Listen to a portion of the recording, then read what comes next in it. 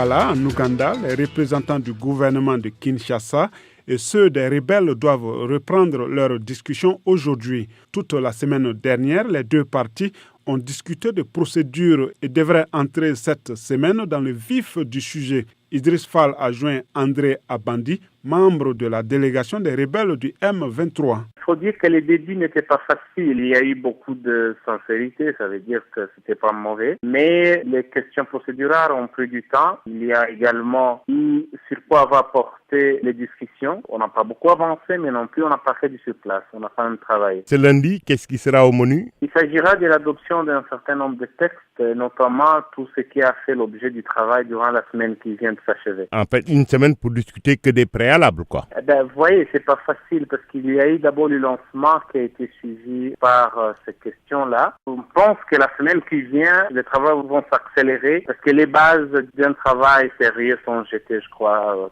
Même si ça a pris du temps, mais enfin, c'est fait. Pour rappel, sur quoi? Est-ce que vous comptez négocier avec Kinshasa? Négocier avec Kinshasa va porter essentiellement sur l'évaluation des accords du 23 mars 2009 et d'autres. On va voir probablement ce qui n'a pas été fait, ce qui a été fait et déterminer les mécanismes pour la mise en œuvre de ce qui ne l'a pas été. Ensuite, il y a des points supplémentaires, des questions additionnelles à cette évaluation qui seront traitées également, qui ont trait à la sécurité, au retour des réfugiés, à la réconciliation, des choses comme ça. Aussi votre réintégration au sein de l'armée ou pas? Écoutez, tout accord finit par faire en sorte que ceux qui se faisaient la guerre doivent finir par être ensemble, ça c'est évident. C'est des choses qui devraient être étudiées, mais on ne commence pas avec ça, mais absolument, on finira par trouver des solutions aussi aux problèmes de l'armée. Intégrer l'armée, est-ce que les futurs anciens rebelles du M23 accepteront d'être éparpillés partout sur l'ensemble du Congo que de rester dans l'Est? Qui acceptera quoi, qui posera quoi? Ne me demandez pas pour l'instant de vous dire ce que les uns accepteront et ce que les autres refuseront. Ça serait présager du fond. Et je crois que l'important est que ces questions-là soient discutées sur la table plutôt que de présager sur la presse par des prises de position que je trouve prématurées. André Abandi, membre de la délégation des rebelles du M23, joint à Kampala. Et samedi, devant le Parlement, le président Joseph Kabila a déclaré que désormais, sa priorité sera la défense de la patrie face à ce qu'il qualifie de guerre d'agression.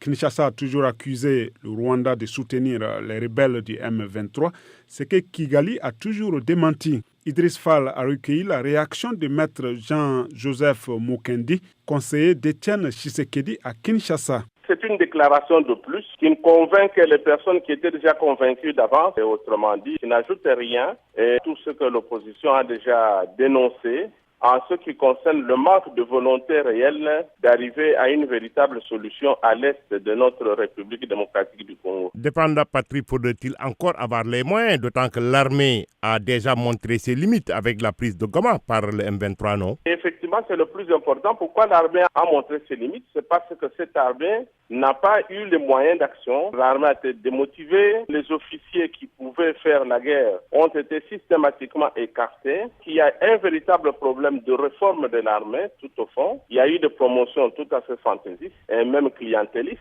ce qui n'est pas normal dans une armée d'élite. Nous ne pensons pas que M. Kabila soit la personne la mieux indiquée pour trouver une solution à cette guerre de l'Est. À plusieurs reprises, notre parti, l'UDPS, l'a déjà fait remarquer. M. Kabila ne fait pas partie de la solution, il fait partie du problème. D'autant qu'une bonne partie de la classe politique congolaise, d'anciens rebelles convertis de l'AFDL, RCD à n'en plus finir, CNDP, tous sont passés par l'école de Kigali. Affirmatif, c'est ça le problème. Le départ était déjà mauvais. Ce n'est pas par hasard que l'opposition politique avec l'UDPS en tête, nous avons estimé qu'à Kampala, il ne pourrait jamais y avoir un dialogue qui amènerait la paix. Il ne sortira rien, parce qu'il n'était pas possible d'aller faire la paix avec ceux-là même qui sont à la base de la guerre, au lieu de trouver une solution sur le plan interne ici, avec des solutions radicales qu'on évite soigneusement de prendre. Mais pourquoi ne pas engager des discussions directes avec Kigali qu'on accuse tout le temps? D'abord, il faut pour cela qu'il y ait un gouvernement gouvernement responsable. Le mal du pays, le fond du problème, nous avons maintenant une direction qui n'a aucune légitimité, sortie des élections qui ont été faites à leur manière. C'est par défi que M. Kabila, avec son équipe, règne. Donc, il est un peu redevable en quelque sorte à ceux-là qui les avaient fait porter au pouvoir. Et ils ne peuvent pas du tout avoir une position en faveur du peuple congolais. Le problème est beaucoup plus profond. Et la guerre de l'Est n'est en quelque sorte l'arbre qui cache un peu la forêt de tout le problème, qui est une crise de légitimité, l'absence de leadership, ainsi que tout ça sur le fond des élections truquées, d'une gouvernance par défi. Maître Jean-Joseph Mukendi, conseiller d'Étienne Tshisekedi à Kinshasa. Vous écoutez Zapping Info Congolaise. De la SADC attendue dans l'est du Congo-Kinshasa pour pacifier la zone se font attendre. La communauté d'Afrique australe devait déployer depuis vendredi dernier 4000 hommes pour servir de tampon entre les rebelles du M23 et l'armée congolaise.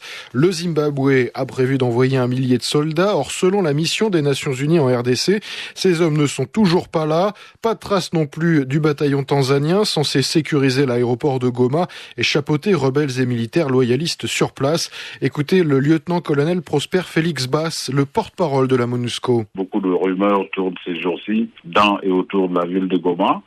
Jusqu'à présent, dans Goma, nous n'avons que la force de la MONUSCO qui effectivement fait un effectif avoisinant 1500 hommes. Et en plus de cela, nous avons un bataillon de l'armée congolaise qui a été récemment déployé conformément aux accords qui ont été conclus par les chefs d'État à Kampala. Et en plus de cela, nous avons le redéploiement aussi des éléments de la police nationale congolaise qui ont repris la sécurité interne de la ville de Goma depuis que le M23 s'est retiré de la ville de Goma. Donc, dans la ville de Goma, je ne pense pas que 1500 ou 1600 hommes pourraient passer inaperçus. La MONUSCO continue de mener ses patrouilles tout autour de la ville de Goma 24 heures sur 24 et aussi à sécuriser les camps de déplacés qui sont autour de la ville de Goma, conformément à notre mandat. Le lieutenant-colonel Prosper Félix Basse, porte-parole de la MONUSCO, joint par Boniface Vignon. Et pendant ce temps, le dialogue est prolongé à Kampala. Les pourparlers entre Kinshasa et le M23 devaient officiellement se terminer aujourd'hui. Mais les débats sont tellement difficiles et laborieux qu'ils s'étendront désormais jusqu'au 31 décembre. Hier, les deux parties ont enfin commencé à établir l'ordre du jour et le règlement intérieur. La RDC, il en est question aussi à la Cour pénale internationale. Elle prononce aujourd'hui son verdict dans l'affaire Mathieu Ngudjolo Choui. Cet ancien chef de milice est accusé de meurtre, esclavage sexuel et viol, crime présumé commis lorsqu'il dirigeait le Front des nationalistes et intégrationnistes dans les années 2000. Il est accusé notamment d'avoir voulu effacer de la carte un village pour des raisons ethniques. Il risque 30 ans de réclusion. Vous écoutez Zapping Info Congolaise. C'est donc aujourd'hui que la Chambre de première instance de la Cour pénale internationale devra rendre sa décision sur l'innocence ou la culpabilité de Mathieu Ngudjolo. Cet ancien chef de milice congolais est accusé de crimes de guerre et de crimes contre l'humanité. Les précisions avec Bagassi Koura. Selon la CPI, les faits reprochés à Mathieu Ngudjolo auraient été commis en Ituri le 24 février 2003 lors de l'attaque du village de Bogoro. Celle-ci aurait été conjointement menée par des combattants que dirigeaient Mathieu Ngudjolo et Germain Katanga. L'attaque aurait visé non seulement un camp militaire implanté dans ce village, mais également la population civile de Bogoro. On estime que quelques 200 civils avaient alors trouvé la mort. Le 17 octobre 2017, Germain Katanga, qui avait alors 29 ans, a été transféré à La Haye, aux Pays-Bas. Il a été suivi quelques 3 mois plus tard par Mathieu Ngudjolo et tous deux sont depuis au centre de détention de la CPI. Les deux affaires ont été jointes le 10 mars 2008 et le procès a débuté le 24 novembre 2009. Les déclarations de clôture des participants au procès ont été entendues du 15 au 23 mai 2012. Le 21 novembre 2012, la Chambre a décidé de disjoindre les charges à l'encontre de Mathieu Ngudjolo et de Germain Katanga. Le verdict à l'encontre de Germain Katanga sera prononcé ultérieurement. La Chambre de première instance 2 a entendu 24 témoins et experts cités par l'accusation, 28 cités par les deux équipes de la défense et 2 cités par les représentants légaux des victimes. 366 victimes ont été autorisées à participer à la procédure, représentées par leurs représentants légaux. Elles ont pu ainsi présenter leur position sur les questions débattues devant la Chambre et ont été autorisées à poser des questions spécifiques aux témoins. La mission de l'ONU en RDC, la MONUSCO, a affirmé hier avoir détecté des mouvements de rebelles appartenant au M23 dans plusieurs lieux autour de Goma. La situation dans la capitale du Nord Kivu reste tendue et précaire, selon l'ONU, alors que les pourparlers pour une sortie de crise dans l'est du pays se poursuivaient hier entre Kinshasa et le M23. Pendant ce temps, le gouverneur du Nord Kivu, Julien Paluku, a accusé le M23 d'essayer de maintenir un climat de psychose à Goma, d'où la rébellion s'est retirée le 1er décembre. Pour une réaction, Nicolas Pinault a joint Omar Kavota, porte-parole de la société civile du Nord Kivu. À Goma, on traverse une certaine psychose à la suite effectivement aux menaces du M23 qui gire par la reprise de la ville de Goma, notamment de l'aéroport. Nous avons des informations que chaque nuit, il y a des troupes à provenance du Rwanda qui viennent aux côtés du M23 et qui investissent plusieurs localités dans le groupement de Buhimba, territoire de Nyiragongo, ce qui fait fuir des milliers de populations de ces villages vers la ville de Goma. Et la population a commis des Karisimbi, notamment dans les quartiers Boujovu, autour de l'aéroport de Goma, vivent aussi l'anxiété parce que nous avons de sérieuses menaces du M23 qui se disent que d'ici là, ils peuvent récupérer la ville, l'aéro et reprendre le contrôle politique et militaire de la ville de Goma. Mais aussi de certaines grandes agglomérations de Massissi, notamment Sake. Il y a des menaces aussi qui pèsent sur Tombo et dans la chefferie de Bachani, à territoire de Massissi. Omar Kavota de la société civile du Nord Kivu, jointe à Goma. Vous écoutez Zapping Info Congolaise. C'est toujours l'impasse dans les négociations intercongolaises. Les rebelles du M23 et les délégués du gouvernement se sont retrouvés hier à huis clos pendant toute la journée sans parvenir à un compromis sur l'agenda des pourparlers à Kampala. Certains représentants de la société civile sont d'ailleurs très remontés par la tournure que prennent ces discussions puisqu'ils se sentent marginalisés. Écoutez la réaction de Patrick Djembe, un des représentants de la diaspora congolaise à ces discussions. Il a été joint à Kampala par Mamadou Moussaba. Moi, nous sommes surpris en arrivant ici de la résistance du gouvernement congolais qui refuse à tout prix la participation de la diaspora congolaise. Et pourtant, cette diaspora congolaise est celle qui contribue à 35% à l'économie du pays. Et c'est cette diaspora qui nourrit la population congolaise, et alors que le président de la République démocratique du Congo est en train de demander à la population de se mettre derrière lui. Monsieur Patrick Djembe, est-ce que vous voulez dire que vous n'avez plus la possibilité d'y participer? Nous sommes exclus de pourparler. Bizarrement, il n'y a que le M23 qui se bat. Vraiment, il faut l'admettre, c'est une vérité, c'est triste, mais c'est ça. C'est le M23 qui se bat pour que nos diasporas soient représentés ici au niveau de Kampala.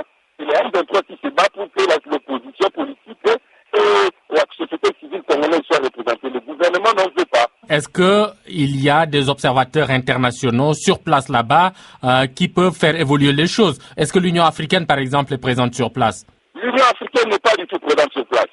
Nous avons vu toutes les parties. Nous avons été reçus par la CIRGL. Nous avons été reçus par le représentant de son Excellence Yoweri Museveni. Nous avons vu notre propre ambassadeur Charles Okoto. Nous avons été reçus par les responsables congolais. Nous avons vu nos frères du M23. Mais malheureusement, les institutions internationales ici présentes n'ont pas beaucoup de marge de manœuvre. C'était Patrick Djembe, l'un des représentants de la diaspora congolaise aux discussions de Kampala. Vous écoutez Zapping Info Congolaise. De la Voix de l'Amérique. Pendant ce temps, à Kampala, la 4e réunion plénière du dialogue entre Kinshasa et le M23 a eu lieu ce lundi. La réunion présidée par le ministre ougandais de la Défense s'est déroulée dans une atmosphère cordiale, selon le communiqué. Pendant ce temps à Goma, le gouverneur du Nord Kivu, Julien Paluku, a accusé aujourd'hui le mouvement du 23 mars d'essayer de maintenir un climat, je cite, de psychose dans la ville, d'où la rébellion s'est retirée. C'était le 1er décembre dernier. Écoutez ce qu'en pense Omar Kavota, le porte-parole de la société civile du Nord Kivu. À Goma, on traverse une certaine psychose à la suite effectivement aux menaces du M23 qui gire par la reprise de la ville de Goma, notamment de l'aéroport. Nous avons des informations que chaque nuit, il y a des troupes à provenance du Rwanda qui viennent aux côtés du M23 et qui investissent plusieurs localités dans le groupement de Buhimba, territoire de Nyiragongo, ce qui fait fuir des milliers de populations de ces villages vers la ville de Goma. Et la population a commis des Karisimbi, notamment dans les quartiers Boujovu, autour de l'aéroport de Goma vivent aussi l'anxiété parce que nous avons de sérieuses menaces du M23 qui se disent que d'ici là, ils peuvent récupérer la ville, l'aéro et reprendre le contrôle politique et militaire de la ville de Goma. Mais aussi de certaines grandes agglomérations de Massissi, notamment Sake. Il y a des menaces aussi qui pèsent sur Tongo, dans le mouvement de Bachali, dans la chefferie de Bachali, à territoire de Massissi. Omar Kavota, le porte-parole de la société civile du Nord Kivu. Voici à présent. Vous écoutez Zapping Info Congolaise. Les ONG critiquent le travail du bureau du procureur. Du procureur de la CPI, oui, parce que Mathieu Ngudjolo était jugé pour crimes de guerre et crimes contre l'humanité devant la Cour pénale internationale. Cet ancien chef de guerre congolais devait répondre de l'attaque du village de Bogoro en Ituri en 2003. Mais hier, les juges de la CPI l'ont acquitté, faute de preuves suffisantes. Les magistrats ne le considèrent pas pour autant innocent.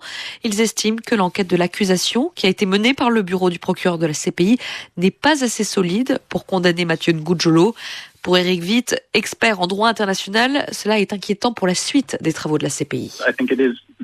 Cet acquittement n'est pas très rassurant quant à la qualité du travail de l'accusation à la Cour pénale internationale, parce que c'était un procès assez simple finalement.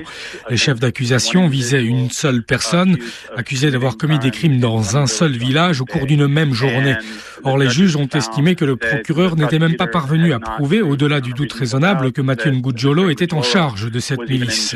Et des procès bien plus complexes attendent la CPI. En avril, la CPI devra statuer sur 2 affaires kenyanes qui impliquent 4 accusés, et ce sont des affaires très compliquées. Il y aura aussi Laurent Gbagbo et la Côte d'Ivoire. L'audience de confirmation des charges est prévue en février. Et puis, lors du procès de Thomas Lubanga, les magistrats de la CPI avaient déjà sévèrement critiqué l'accusation. Elle avait mis en cause la qualité des preuves du procureur. Elle l'avait critiqué aussi pour la façon dont il avait qualifié les charges visant Lubanga. Des propos recueillis par Nicolas Champeau. Alors après l'acquittement de Mathieu Ngudjolo, le bureau du procureur de la CPI a fait appel. Si sa demande est acceptée, Mathieu Ngudjolo devra rester en détention jusqu'à la fin de la procédure.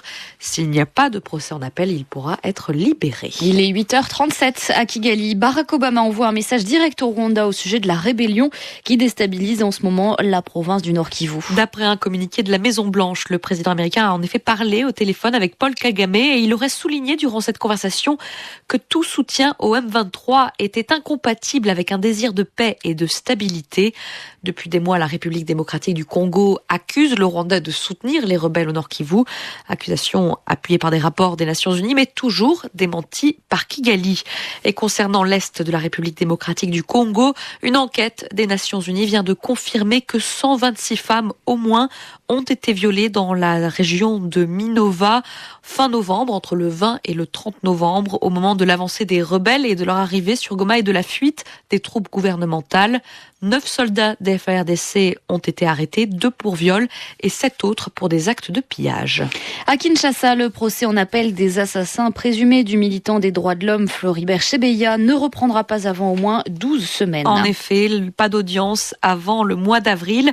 La haute cour militaire de Kinshasa l'a annoncé hier. Elle va en fait convoquer 3 policiers en fuite. Bruno Minas. On n'avait pas vu une salle d'audience aussi vide depuis le début de l'affaire Chebeya. Le procès en appel entre dans une phase de longue procédure et celle qui a lieu en ce moment consiste à convoquer à l'audience les 3 policiers en fuite condamnés en première instance. Cela prendra au moins 3 mois, d'où le renvoi au 9 avril 2013. C'est la partie civile qui a demandé et obtenu cela par précaution, explique son coordinateur Maître Mukendi. Le jugement reprend exactement ce que nous avons demandé. Ils ont été notifiés dans le délai. C'est le cas qui nous concerne pour les fuyards.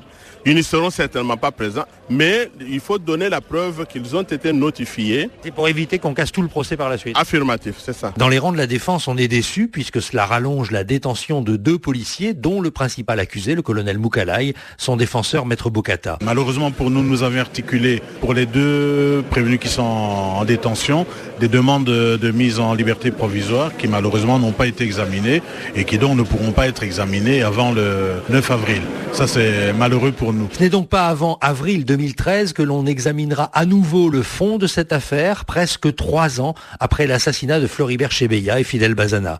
Bruno Minas, Kinshasa. Vous écoutez Zapping Info Congolaise. Au mouvement des rebelles du M23 dans l'est de la République démocratique du Congo, les Nations Unies seraient prêtes à envoyer des renforts en RDC pour appuyer les troupes de la MONUSCO déjà présentes sur place. C'est ce qu'a annoncé Hervé Latsou, le chef des opérations de maintien de la paix de l'ONU, il a dit que les soldats de la MONUSCO donc sont en alerte, Bob Barry.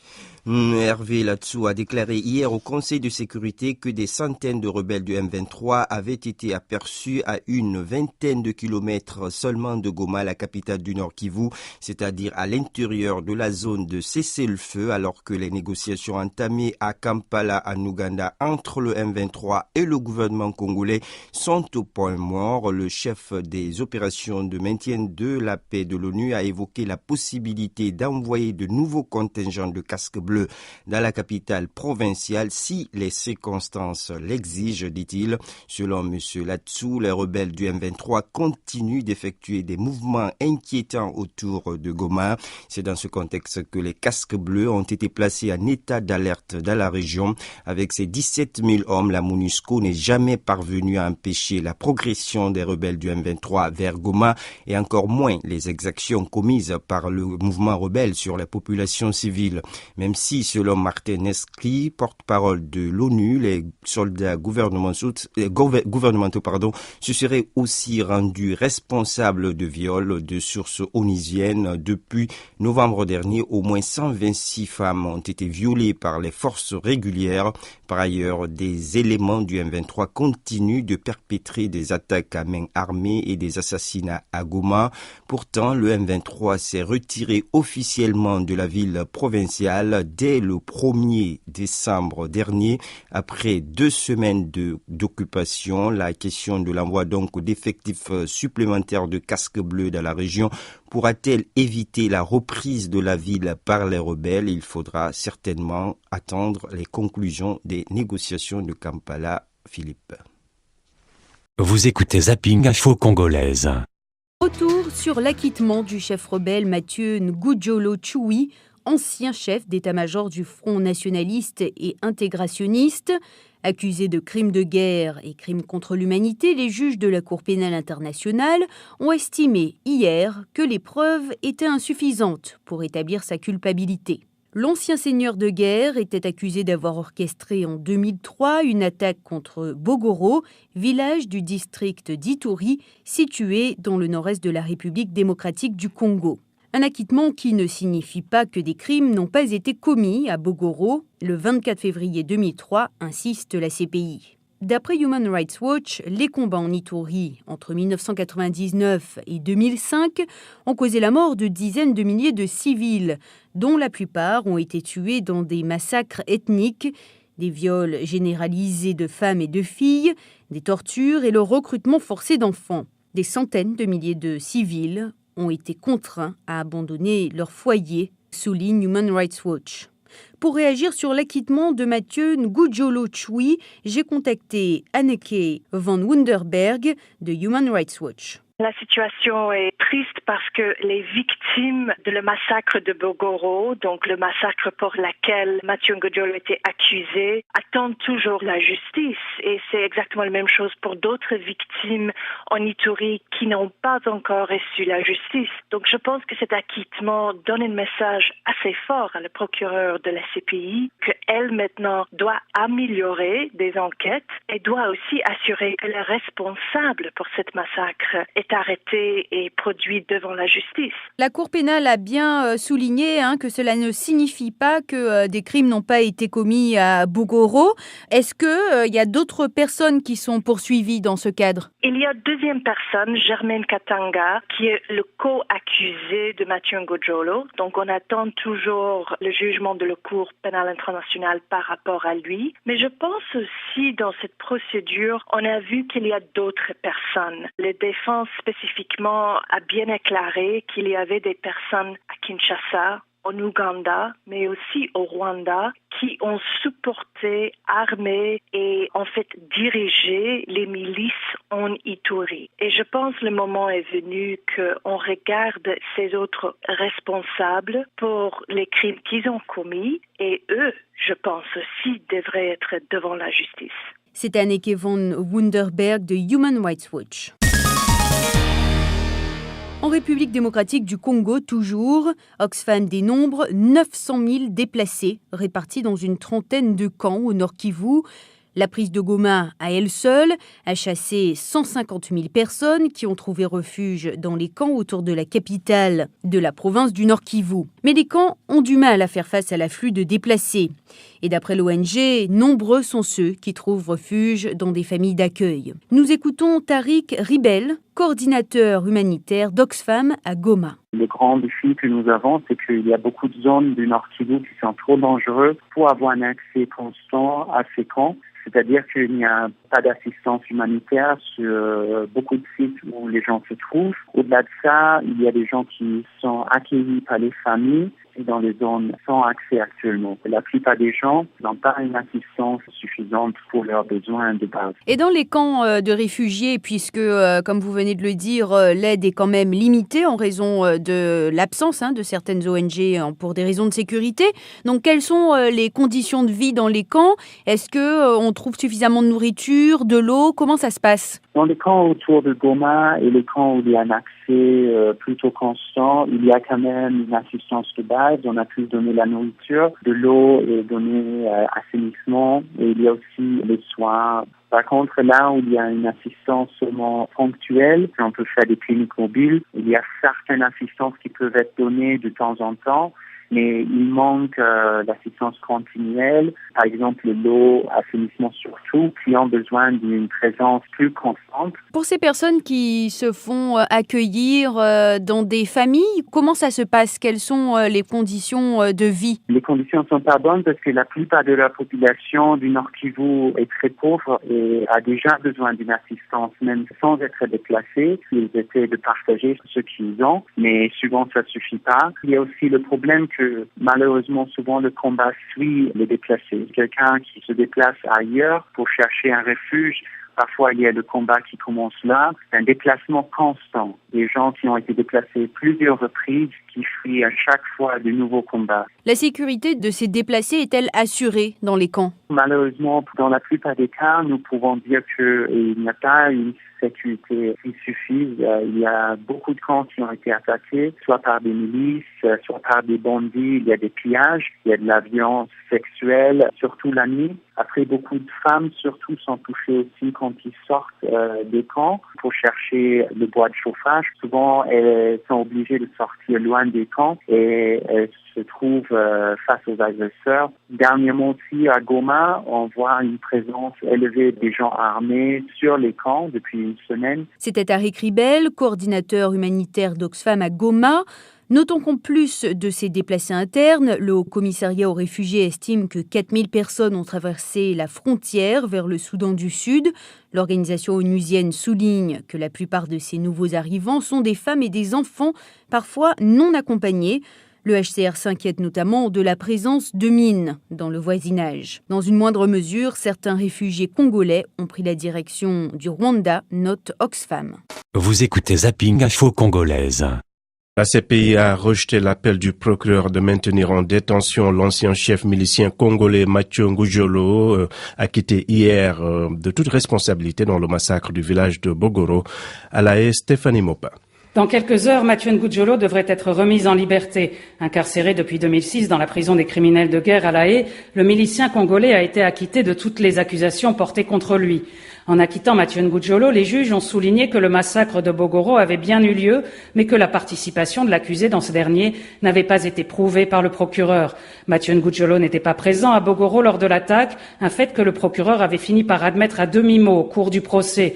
L'accusation espérait cependant que sa responsabilité de supérieur hiérarchique serait retenue et que les juges admettraient qu'il avait planifié et ordonné l'attaque.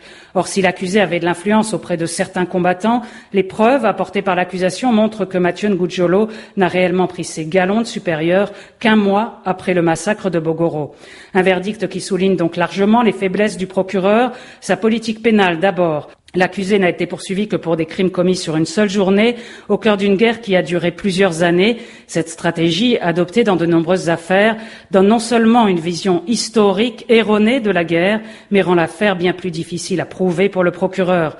Le verdict souligne aussi la faiblesse des enquêtes, comme l'avaient fait les juges dans l'affaire Lubanga. Le milicien avait été reconnu coupable au printemps dernier d'avoir enrôlé des enfants de moins de 15 ans dans ses troupes, une culpabilité reconnue in extremis, puisque les juges avaient établi que de nombreux témoins du procureur avaient menti. À La Haye, Stéphanie Mopa pour BBC Afrique.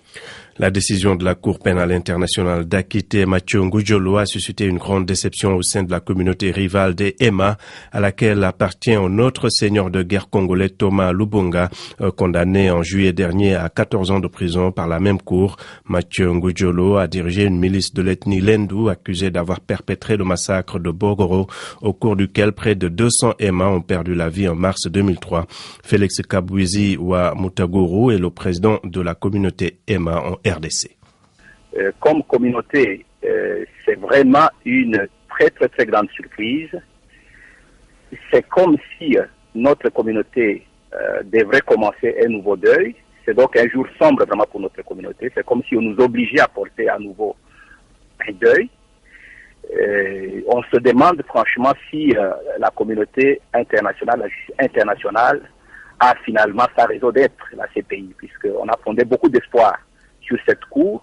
On a pensé que la Cour pénale internationale pouvait nous aider à identifier les auteurs de ce massacre-là. Aujourd'hui, cette décision-là est incompréhensible pour notre communauté. Nous sommes totalement déçus par cette décision. On risque de croire que vous êtes déçus parce que vous-même étant le président de la communauté Emma et un leader de la communauté Emma a été condamné par la Cour pénale internationale qui vient d'acquitter le leader de la communauté rivale, les Lendu. Non, notre problème, ce n'est pas cela. Notre problème, c'est que nous avons fondé beaucoup d'espoir en la justice internationale, puisque la justice congolaise n'a pas pu enquêter sur ces massacres-là. On a pensé que la justice internationale pouvait nous aider à identifier ceux qui ont commis ces massacres horribles.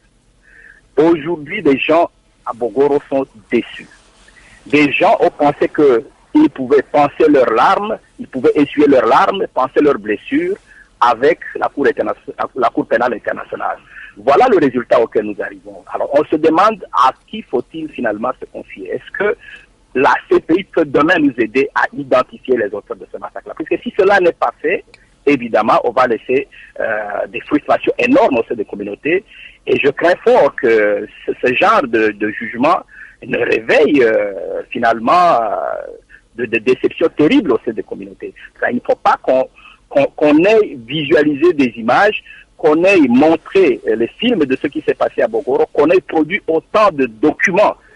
On a suffisamment documenté ce massacre-là et qu'à la fin, qu'on ne nous dise pas qu'il y a des gens qui ont commis ce massacre-là. C'était Félix Kabouizi Wamutaguru, le président de la communauté Emma en RDC. Vous écoutez Zapping Info Congolaise.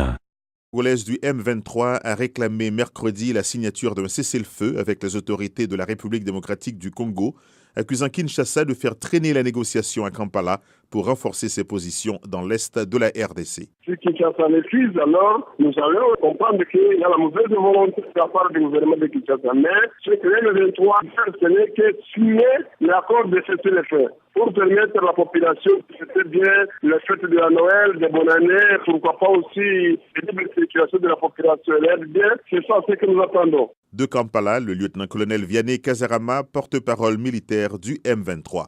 L'appel au cessez-le-feu a été accueilli très froidement à Kinshasa, où le gouvernement, par le biais de son porte-parole, le ministre Lambert Mende, a déclaré qu'il n'y a pas lieu de signer une telle trêve. Nous ne comprenons même pas la rationalité d'une telle requête. Il suffit qu'il cesse de tuer des gens. Il suffit qu'il cesse de s'aimer la confusion et la désolation, de multiplier des attentats, des actes de pillage. Alors, qu'est-ce que c'est le fait? On va signer, il n'y a pas une position de belligérance. Nous subissons des agressions et donc, à moins que quelqu'un ne cherche un blanc-seing pour pouvoir tuer de manière impunie les Congolaises et les Congolais, ça c'est totalement exclu. Entre-temps, les pourparlers se poursuivent à Kampala sous les auspices du gouvernement ougandais. Les deux camps, donc le M23 et Kinshasa, se montrant plus ou moins satisfaits des progrès apparents enregistrés plus tôt cette semaine. Vous écoutez Zapping Info Congolaise.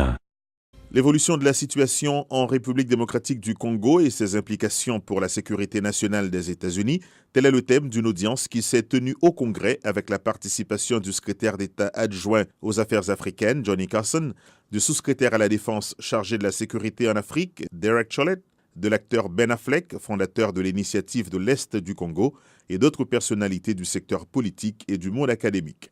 Anne Albertson nous en fait un résumé. La chute rapide de la ville de Goma le mois dernier aux mains des rebelles du M23 constitue un rappel brutal que les causes profondes de l'instabilité et des conflits récurrents en RDC et dans la région n'ont pas été résolues, a déclaré le secrétaire d'État adjoint aux affaires africaines, Johnny Carson, hier au Congrès. At the highest levels of the United States government, we are committed. Au plus haut niveau du gouvernement américain, nous sommes engagés à aider la RDC et ses voisins à mettre un terme au cycle de violence et d'instabilité afin de ne pas nous retrouver dans 3 ans face à une autre crise dans l'est de la RDC, a dit M. Carson.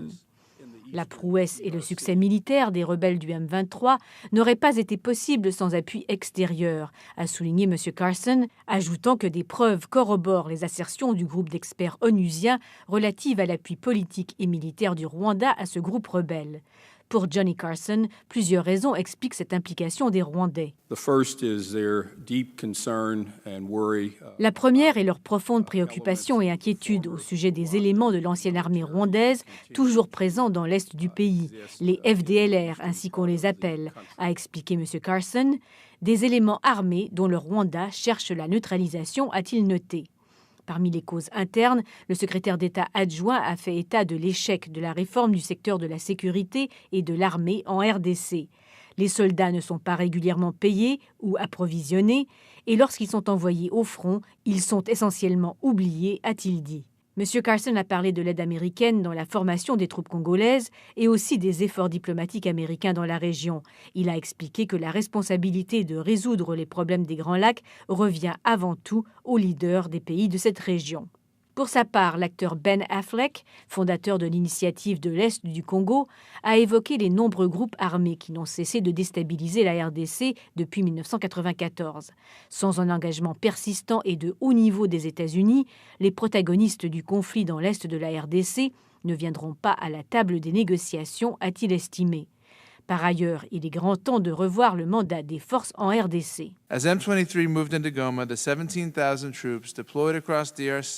que le M23 entrait à Goma, les 17 000 soldats déployés à travers la RDC dans le cadre de la mission de l'Organisation des Nations Unies pour la stabilisation en République démocratique du Congo, la MONUSCO, n'ont pas protégé les civils face aux dangers, a déploré l'acteur Ben Affleck. Et il a noté aussi l'incapacité de l'armée congolaise à défendre les citoyens. Le mandat onusien doit refléter les besoins sécuritaires de la RDC, a déclaré Ben Affleck, qui a souligné la nécessité d'une réforme de l'armée congolaise. Vous écoutez Zapping Info Congolaise. Confrontée à des mouvements rebelles, la République démocratique du Congo. Et là, les discussions avec le M23 n'avancent pas. Le dialogue a lieu à Kampala, sous médiation ougandaise, mais tout est bloqué autour de la question du cessez-le-feu. Bruno Minas. Pour Kinshasa, il n'est pas question de signer un cessez-le-feu avec une force négative. De fait, il y a un cessez-le-feu sur le terrain, dit un négociateur du gouvernement de Kinshasa. Mais si le M23 veut officialiser cela, il n'a qu'à s'adresser à l'instance qui lui a demandé de se retirer de Goma, autrement dit, la conférence des Grands Lacs. Du côté du M23, on dit que Kinshasa veut la guerre. Un membre de la délégation rebelle en veut pour preuve qu'un avion de l'armée est venu en reconnaissance il y a 2 jours au-dessus des positions du M23 à Rumangabo. Nous avons effectué 3 tirs de semonce pour l'éloigner, affirme cette même source. Pour débloquer la discussion, on compte sur le médiateur ougandais qui recevait hier les chefs d'état-major de la région, RDC, Ouganda, Rwanda, le chef militaire du M23, le colonel Makenga, que le M23 appelle désormais le général Makenga, est lui aussi présent dans la capitale ougandaise. Bruno Minas, Kinshasa, RFI. Et pendant ce temps, dans l'est de la République démocratique du Congo, près de Minova, au sud-ouest de Goma, les Nations Unies enquêtent sur des cas de viol qui auraient été perpétrés par des soldats de l'armée congolaise. Plus de 126 femmes ont été violées fin novembre. Écoutez les précisions d'Abdallah Wafi, le représentant adjoint du secrétariat général de l'ONU. Nous avons reçu des allégations selon lesquelles des violations effectivement graves des droits de l'homme auraient été commises par certains éléments des FARDC, les forces armées de la République démocratique du Congo. Et cela se serait déroulé dans la zone de Minova, dans le sud Kivu et dans les villages environnants. Et ceci se serait produit entre le 22 et le 29 novembre 2012. Donc nous avons dépêché 2 équipes d'enquêteurs. Nous sommes effectivement en mesure d'affirmer que ces faits sont établis. Nous pensons pouvoir avoir le rapport définitif de nos enquêteurs la semaine prochaine. Mais d'ores et déjà, oui, nous pouvons affirmer qu'il y a eu environ, au minimum, pour ce que nos enquêteurs ont pu recenser, plus de 126 cas de viol avérés, pillage systématique et même des exécutions sommaires de 2 personnes, dont un enfant mineur. Des propos recueillis par Zéphirin Kouadio et toujours d'après les Nations Unies, dans l'est de la République démocratique du Congo, dans le territoire du Rutshuru et dans celui de Nyiragongo, 8000 familles qui avaient fui leur domicile par peur des combats sont rentrées chez elles. En tout, depuis le mois d'avril, l'ONU estime que les violences liées à la rébellion du M23 ont déplacé 500 000 personnes dans la province du Nord Kivu. Vous écoutez Zapping Info Congolaise. Le président américain a appelé au téléphone son homologue rwandais pour lui demander de mettre un terme à tout soutien à la rébellion du M23 dans l'est de la RDC. C'est ce qu'a indiqué la Maison-Blanche dans un communiqué. Faustin Twagiramungu a été premier ministre du premier gouvernement post-génocide au Rwanda entre 1994 et 1995.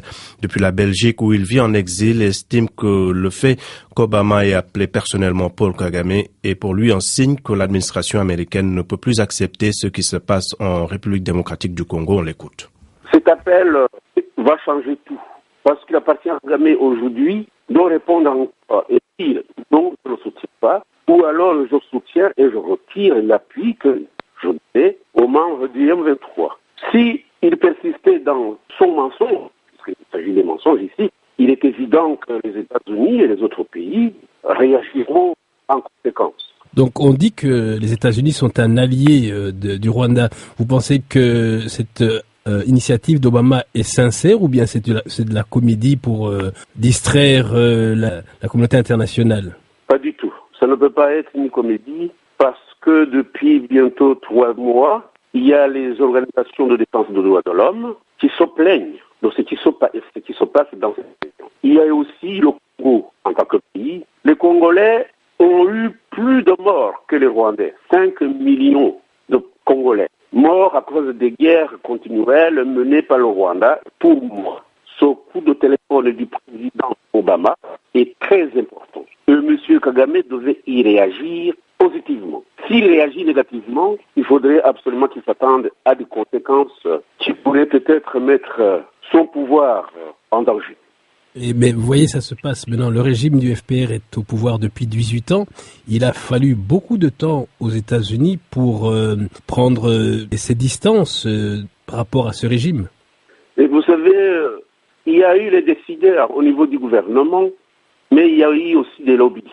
Moi, j'ai travaillé dans ce système et je crois que le gouvernement rwandais dépense des millions pour acheter son pouvoir, si je puis dire. Des millions pour dépasser, soit, je ne dirais pas pour corrompre, mais en tout cas pour payer les lobbies. L'ancien premier ministre rwandais Faustin Twagiramungu avec Placide Muyigana. Vous écoutez Zapping Info Congolaise. D'État d'Afrique centrale réunis à N'Djamena ont recommandé l'ouverture sans délai de négociations à Libreville entre le gouvernement de Bangui et les mouvements rebelles, ainsi que l'exclusion de toute option militaire, selon l'agence France-Presse qui cite un communiqué paru ce vendredi. En République démocratique du Congo, l'attention de plus d'un se porte vers Goma, la capitale du Nord Kivu, où régnerait, selon les autorités de Kinshasa, une psychose de peur entretenue par le M23. Le groupe rebelle dément bien sûr, mais la situation reste incertaine pour les populations à quelques jours de la Noël. À Kampala se poursuivent encore des pourparlers qui n'excluent pas encore l'option militaire. Les deux camps continuent à se rejeter la responsabilité quant à un éventuel mouvement de troupes vers la ville de Goma. Les acteurs de la société civile, présents dans la capitale ougandaise, continuent de faire pression et exigent un dialogue inclusif interne après les assises de Kampala qui doivent prendre fin en principe le 31 décembre. Depuis la capitale ougandaise, le point avec Primo Pascal Roudaïgua. Les spéculations autour d'une nouvelle évasion du M23 sur la ville de Goma inquiètent les habitants de Goma. Cependant, le gouvernement provincial du Nord Kivu invite toute la population au calme. Madame Shematsi est le porte-parole du gouvernement du Nord Kivu. L'état d'esprit de la population est dominé par une psychose généralisée faisant état d'un éventuel assaut du M23 sur la ville de Goma. À ce propos, le Conseil appelle la population à ne pas céder aux intoxications, manipulations ou rumeurs qui constituent une stratégie des ennemis de la paix et invite les compatriotes de rester calmes et de vaquer librement à leurs occupations. Pour sa part, Bertrand Bissimo, porte-parole du M23, indique que le gouvernement de Kinshasa a mis en place une nouvelle stratégie pour continuer la guerre. Il n'y a aucun fait sur le terrain qui montre qu'il y a l'imminence d'une attaque sur Goma. Il y a un jeu auquel le gouvernement de Kinshasa joue. C'est celui de forcer la main à la communauté internationale et beaucoup plus de pays, les membres de la CIGL et de la SADC, d'envoyer les troupes. Alors, pour ça, créer la rumeur pour que la population fuit et que les chefs d'État de la CIGL trouvent qu'il est urgent d'envoyer des troupes à Goma. L'option militaire ne peut pas encore être écartée, estime le professeur Buhendwa Eluga de Bukavu au Sud Kivu, qui vient donner sa contribution au pourparlers de Kampala. Étant donné que notre pays est en difficulté, en négociation vraiment à genoux, je pense qu'on peut toujours tenter à gauche, à droite de faire quelque chose et que voir le Zimbabwe s'engager, la Tanzanie s'engager, le Rwanda et l'Ouganda se posent des questions. Bon, je pense que ce qui se passe à Kampala, naturellement, doit avoir des effets directs ou du moins être la conséquence de ce qui se fait au Congo actuellement. La pression est forte dans la capitale ougandaise. Une délégation de Pôle Institute a remis aux parties prenantes de pourparlers de Kampala une déclaration signée par 45 acteurs clés de la société civile de la République démocratique du Congo qui exige entre autres un dialogue national après les discussions de Kampala. Professeur Godefroy Kamana, président de Pôle Institute, qui est un institut interculturel dans la région des Grands Lacs. Organiser urgemment un dialogue national autour des enjeux de l'heure, ne privilégiant pas les porteurs des instruments de la mort. Organiser dans les meilleurs délais des élections locales pour achever le cycle électoral et permettre aux populations de se choisir des dirigeants de proximité. Combattre toute forme de stigmatisation entre différentes ethnies congolaises et mettre en place des mécanismes d'inclusion des minorités. De Kampala en Ouganda, Primo Pascal Rudahigwa pour La Voix de l'Amérique. Les habitants de la capitale provinciale du Katanga, la ville de Lubumbashi en RDC, ne savent plus à quel saint se vouer à cause de la recrudescence de l'insécurité. Entre-temps, les dernières nouvelles font état d'affrontements entre FARDC et combattants inconnus qui auraient fait au moins 3 morts non loin de l'aéroport. J'ai joint le journaliste Narval Mabila sur place. On parle de Maïmaï, autrement dit, on parle aussi des Katakasanga. Ce sont des gens qui sont des séparatistes katangais. Dans ces échanges de tirs, il y aurait eu plus de 4 morts. On parle d'un militaire de la garde républicaine qui est mort et un autre assaillant qui serait blessé à l'hôpital. Ça a été toute une panique générale de la part des habitants du quartier Wabora et Kigoma qui sont dans les environs de l'aéroport de Lubumbashi. Alors, vous dites que jusqu'à présent, il n'y a pas eu de déclaration officielle. Et jusqu'à présent, il n'y a pas eu de déclaration officielle. Comme d'habitude, je ne se prononce pas à ce sujet, parce qu'on peut se rappeler de 2 semaines et demie, du côté Chamalale, il y aurait eu aussi échange de tirs pendant toute une nuit, silence radio de la part des officiels et présidents. Et on sait que les environs de la ville de Lubumbashi, ces derniers temps, il y a une alerte. On a pu envoyer des FARDC autour de l'entrée de la ville de Lubumbashi pour essayer de contrôler les mouvements d'entrée. Il y a aussi, le samedi passé, le camp Vangu a été encerclé par des militaires pour essayer de vérifier encore, on ne sait pas s'il y a des armes. Jusque-là, on est dans l'incertitude. Personne ne s'exprime à ce sujet de la part des officiels. Il n'y a pas longtemps, on parlait d'un problème grave de sécurité pour la population de Lubumbashi. Est-ce que la situation s'est améliorée? Jusqu'à présent, la situation ne s'est pas améliorée. On sait qu'on n'arrive pas à maîtriser, donc les militaires qui sont chaque fois accompagnés de leurs armes, Kalachnikov et tout ça. Ce matin, j'ai même vu un militaire ivre avec sa Kalachnikov en train de danser un peu parce qu'il venait à prendre un peu de la bière. Donc c'est inquiétant. Il y a un chauffeur de Vodacom qui est allé ressourcer en carburant du côté Manono. Il a été intercepté aussi par un groupe Maïmaï. Selon son témoignage, il avait vu au moins 5 morts tués par le groupe Maïmaï. Narval Mabila joint à Lubumbashi. Place maintenant au